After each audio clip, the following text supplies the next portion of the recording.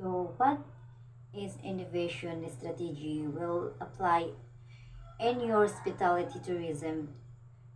business, and why classification and innovation will be adapted. So marketing innovation allows hospitality business to honor the power of the customer certification, and many hotels have made a great option to build glad a loyalty through virtual annual loyalty program or social media analyze. So for example, need man dyan nato ang kanang loyalty sa atong mga customer, o kanang for example pagganahan sila aning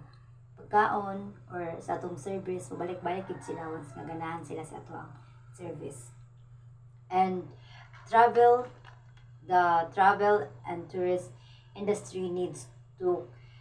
continuing adopt innovation strategies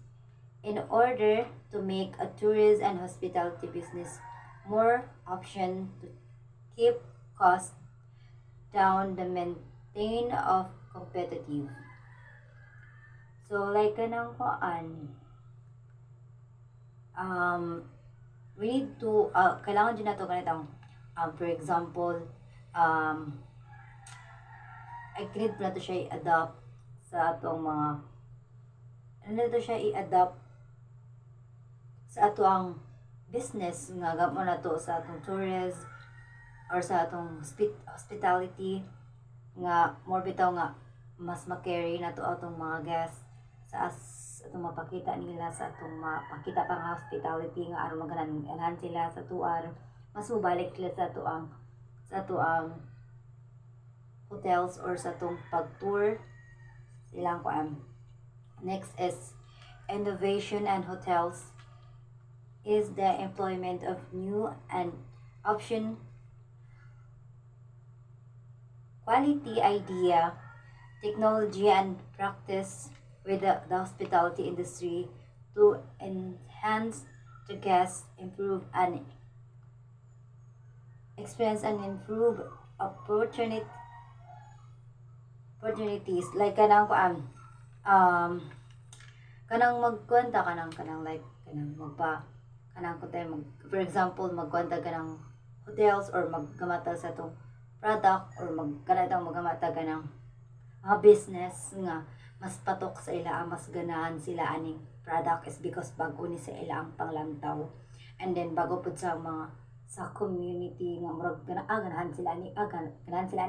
balik-balik sila because bago siya, then unique pud siya. Next is innovation and tour travel and tourist industry can take many different form.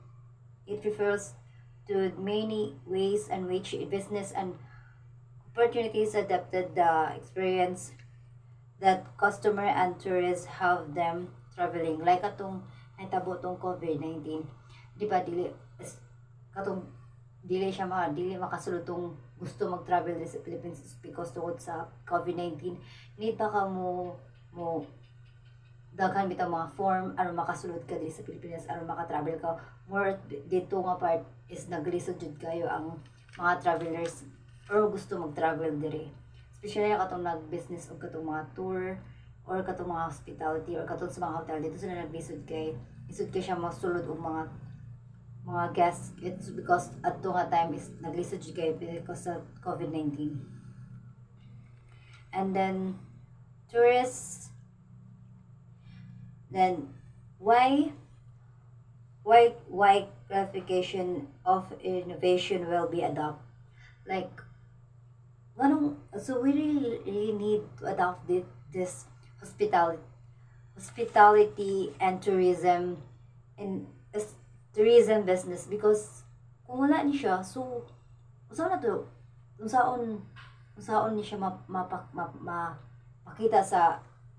future ay mga maabot nga panahon nga ato ni silang atong makalimtan. So dapat i-adapt nato ni siya aron mas cure pagid nga nindot kiday ni ato ang Pilipinas. So really need to adopt this kind of a business, hospitality and tourism